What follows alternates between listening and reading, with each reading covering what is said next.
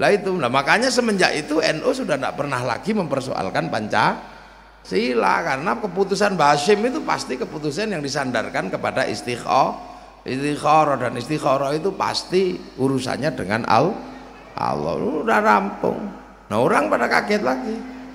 Nah situasi genting, tiba-tiba negara ini dalam situasi genting, NU keluar dengan resolusi jihad. Tuh, apa? Wis hilang tak kira wis mati kok metu meneh. Keluar lagi dengan sebuah seruan perang dengan sekutu. Akhirnya sekutunya mati sekalinya pasukan Gurkha kalah itu ya di Surabaya itu.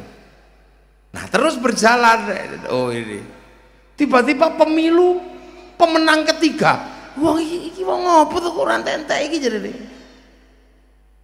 Nah tiba-tiba orang yang anti sikapnya Kiai Hasyim dengan Piagam Jakarta tetap ngotot, akhirnya mereka bikin perlawanan kepada negara, berontak sana berontak sini atas nama Islam. Nah, dalam situasi itu NU menjadi sangat berat. Kenapa? NU sedang berbicara tentang bangsa. Kenapa? Karena urusan agamanya NU sudah selesai di pesantrennya masing-masing, ngaji tetap NU sudah selesai.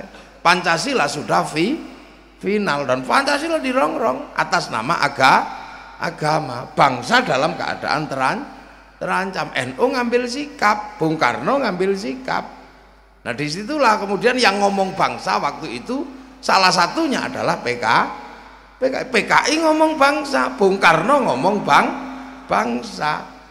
Lah NU ngomong bangsa, lah sama-sama ngomong bangsa, ya akhirnya mungkin kalau sekarang NU itu dibully habis. Sekarang kalau seandainya itu NU pasti dibully habis karena berkawan dengan PKI dalam Nasakom. Ya berkawan, kenapa? Karena PKI juga ngomong bangsa. Lah urusan agama sudah beres gitu loh. Itu ngomong bangsa. Itu karena ngomong bangsa. Lah tetapi begitu tahun 65 gitu.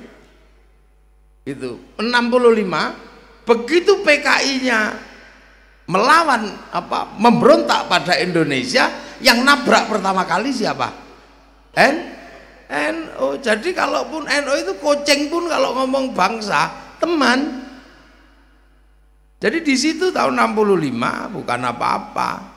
Kenapa kemudian ada Nasakom? Ya karena semuanya sedang berbicara bangsa, karena waktu itu ancaman bangsa adalah dari radikal kanan. Sudah akhirnya bangsa selamat lah. Tapi selamatnya bangsa Indonesia jatuh ke tangan Pak Harto, dan Pak Harto mau tidak mau merapikan kondisi bangsa, bikin fusi partai. Lah ketika Pak Harto bikin fusi partai, NU ditaruh di P3, Partai Persatuan Pembangunan waktu itu. PDI ditaruh di PDI, Golkar punyanya Pak Harto. Nah NU ditaruh di P3 di dalam musuh-musuhnya itu. Lah akhirnya kemudian sikut-sikutan di dalam, dan NU dianggap sebagai sesuatu yang besar yang harus dilemahkan. Makanya kemudian NU itu waktu itu kiainya cuma dianggap kayak daun salam. Kalau masak sayur asem nggak sedep kalau nggak ada daun salam. Begitu mateng daun salamnya dibuang duluan. Makanya saking jengkelnya NU sama Pak Harto waktu itu, sampai di Jombang ada kiai namanya Kiai Bajuri. Hadirin, kalau Anda ke Ka'bah mau apa? Mau tawaf, mau ngaji, mau baca Quran, mau iktikaf. Nah kalau keringin apa? Ngising, ada itu. Sampai segitunya. Wah saking jengkelnya. Nah dalam situasi seperti itu Pak Harto kemudian merapikan kondisi politik dengan kembali kepada asas tunggal Pancasila. Lah NU udah terlanjur jengkel sama Pak Harto. Makanya kemudian seolah-olah NU itu mau ngelawan Pak Harto. Tapi Pak Harto nggak bisa disalahkan karena situasinya sangat pelik, maka memberlakukan asas tunggal Pancasila. Lah memberlakukan asas tunggal Pancasila ini sebuah dilema yang kalau tidak hati-hati bisa keliru memaknai apa? Pancasila itu kebutuhan bangsa dan negara. Urusan Pak Harto itu kan urusan 5 tahunan.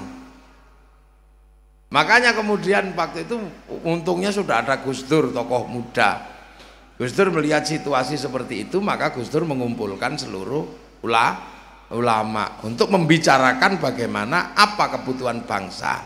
Nah, kebutuhannya adalah Pancasila. Maka Kiai Ahmad Siddiq merumuskan ukhuwah watoniyah basyariah Islamiyah. Nah, akhirnya NU jadi. Pak Harto sendiri udah panik waktu itu mengganti M. Yusuf dengan Benny Murdani, Katolik. Itu yang kemudian jadi kampanye di Ciamis. Benny Murdani naik masjid pakai sepatu kayak gitu. Nah, termasuk waktu itu bikin CSIS.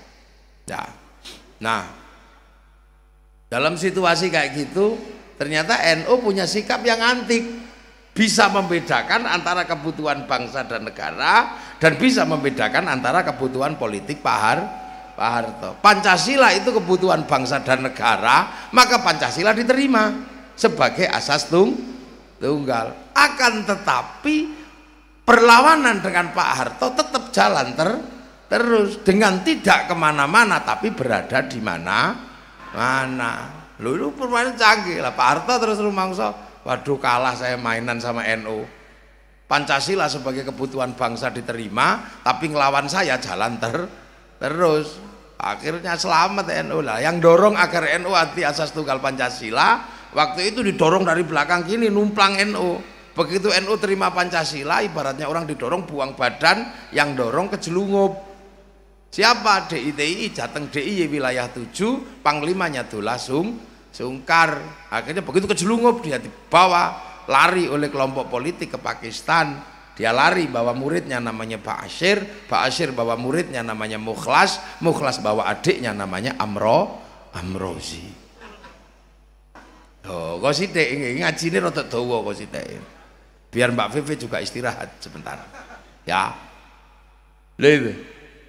Lu akhirnya Pak Harto udah deh, daripada aku pusing ngikuti permainannya NU, bangsanya diterima tapi urusan politiknya jalan terus, maka kemudian Pak Harto nyuruh Mbak Tutut untuk ikut Gus Dur. Udah deh, ikuti Gus Dur kemanapun biar tahu buntutnya kemana, tidak kemana-mana tapi berada di mana-mana. Maka Mbak Tutut kemana-mana ikut Gus Dur, naik NU.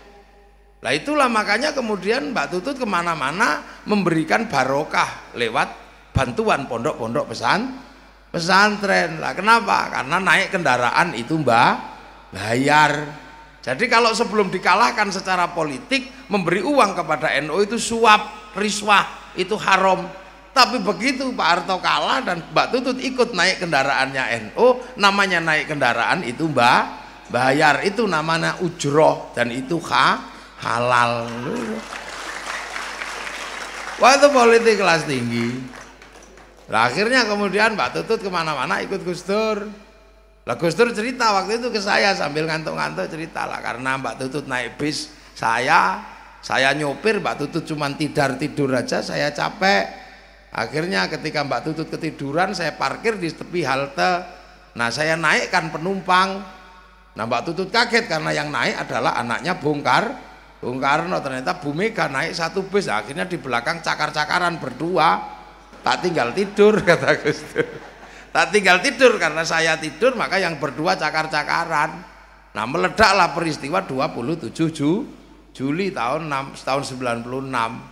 Nah, karena dua singa anaknya ini sudah capek berkelahi cakar-cakaran, ya yang ngomong singa yang jadi presiden gitu.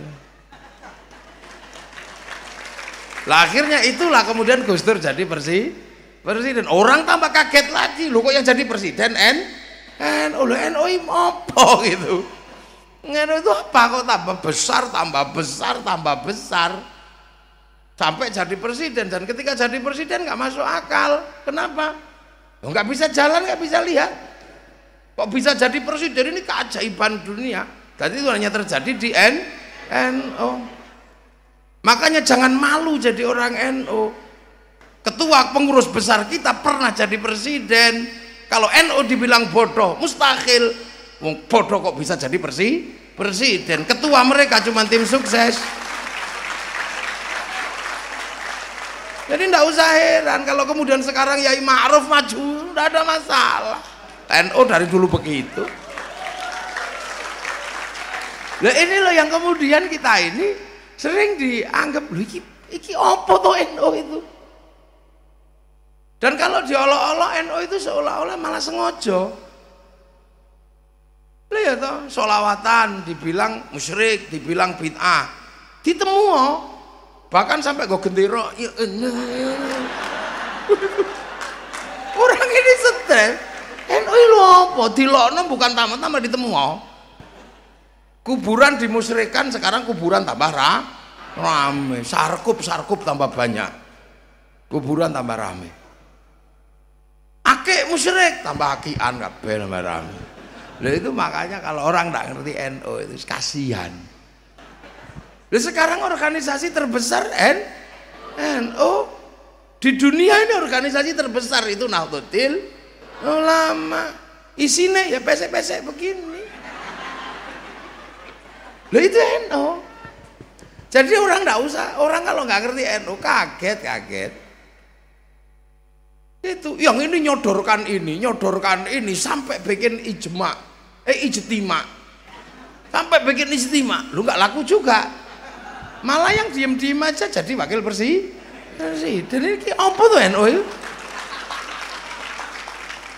Ya sebenarnya kalau yang bisa jawab persis ya Kiai Marsudi, wong pelakunya beliau.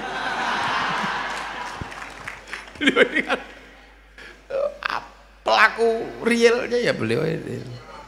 Cuman beliau nggak mau cerita. Nah ini itu NU. Sekarang coba kalian tanya, mana ada organisasi segede ini? Nah inilah NU. Lah kenapa sih? Yang sekti itu apanya sih sebenarnya? Yang sekti itu namanya itu loh. Jadi yang sekti dari NU itu namanya ini memang nggak terlalu keren nama ini. Yo kalah keren loh sama Ansarut Tauhid, itu kan keren. Penolong Tauhid, itu keren namanya. Majelis Tafsir Al-Quran, kan keren. Lu bahkan Muhammadiyah, itu keren loh itu. Bolone Nabi Muhammad, itu kan keren. Keren itu namanya.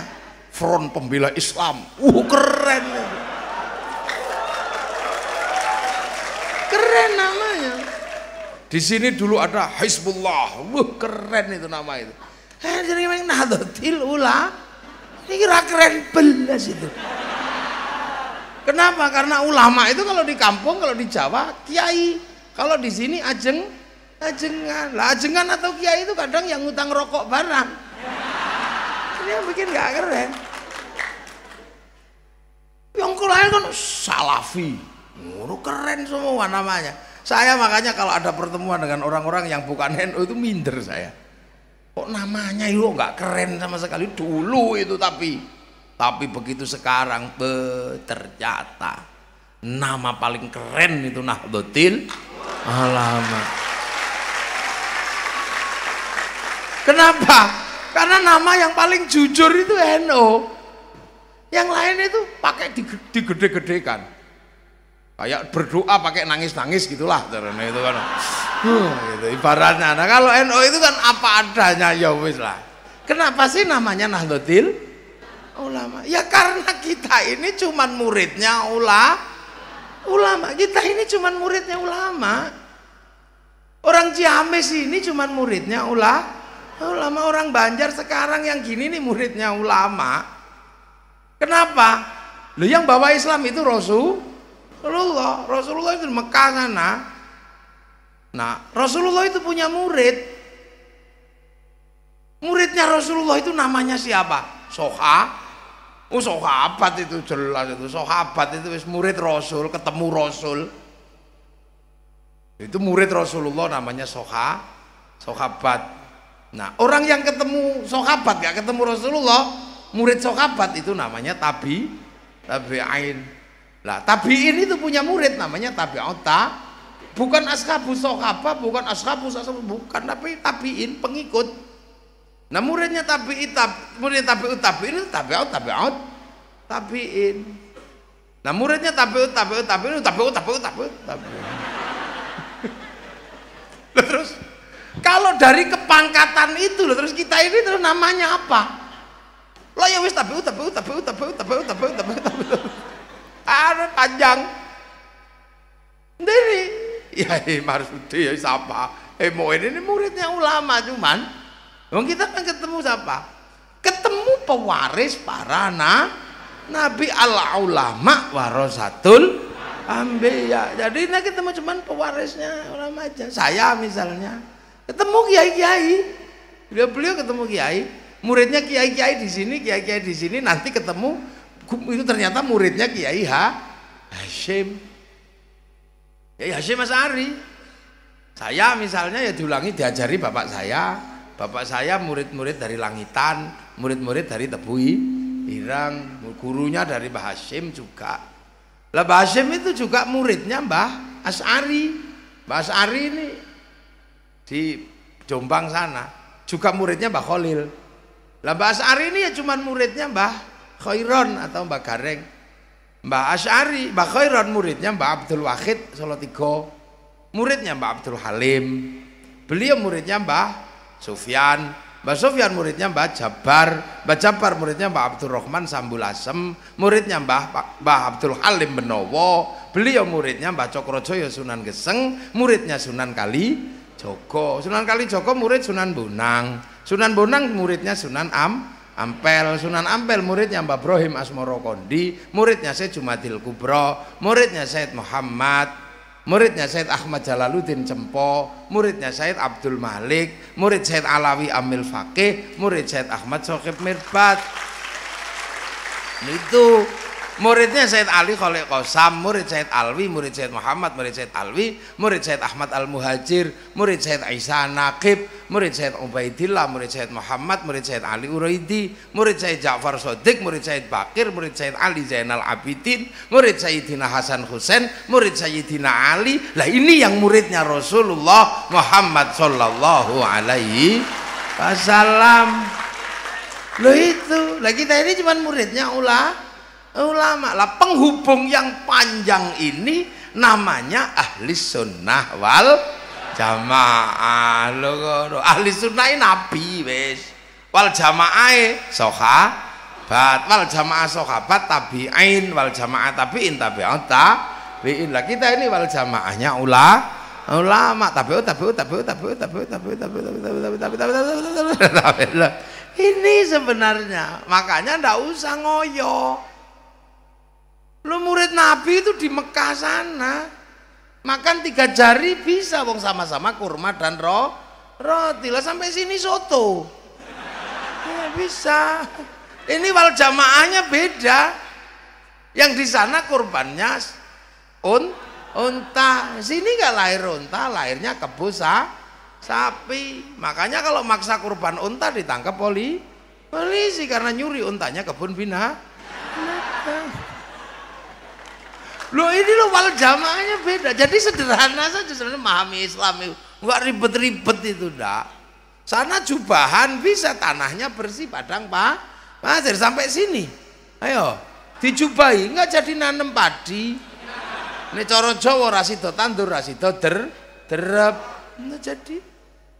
Ini mau sederhana kok. Loh makanya corak wal jamaah itu pasti akan berbeda-beda. Pasti berbeda-beda wal jamaah. Beda. Islam di Arab sama. Wong Islam itu rumusnya sama kok. Mahwal iman antuk minabillahi wa malaikatihi wa kutubihi wa rasulihi wal yaumil akhir wa bil qadri khairi wa syarhi minallahi ta'ala. Sodakta kata malaikat. Mawal Islam antasyhadu an la ilaha illallah wa anna Muhammadur Rasulullah wa tuqimus sholata wa tu'tiyaz zakata wa tasuma ramadhana wa tahujjal baiti man istata'a ilaihi sabila. Sama rumusnya. Cuman ketika berjalan ini kan beda. Sampean apa di Mekah waktu itu ada ribut jenggot? Ya enggak ribut. Mau enggak ada masalah dengan jenggot. Tapi ketika Islam masuk ke Madinah, ribut masalah jenggot. Kenapa?